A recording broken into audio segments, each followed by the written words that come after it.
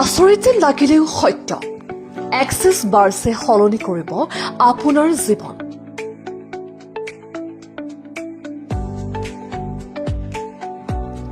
চিকিৎসা কৰি ভাল নোপোৱা ৰোগীও সুস্থ হৈ উঠিছে, মৰি মৰি জীয়াই থকাবোৰক দিব নতুন বাট। নগাঁৱৰ পুৰণি গুদামৰ এগৰাকী মহিলাৰ এক্সেছ বাৰ স্পৰ্শ চিকিৎসাৰ ফলত বহুতো বেমাৰৰ বহুতো ৰোগীক সুস্থ কৰি আহিছে।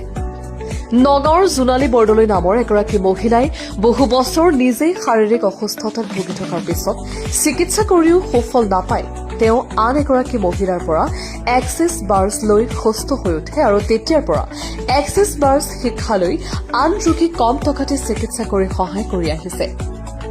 এই স্পৰ্শ চিকিৎসাত বিচনাত পৰি থকা ৰোগীকো সুস্থ কৰি তুলিছে জোনালী বৰদলৈয়ে। এক্সেছ বাৰ্ছ কোনো যাদু মন্ত্ৰ নহয়, এক্সেছ বাৰ্ছ এক থেৰাপি।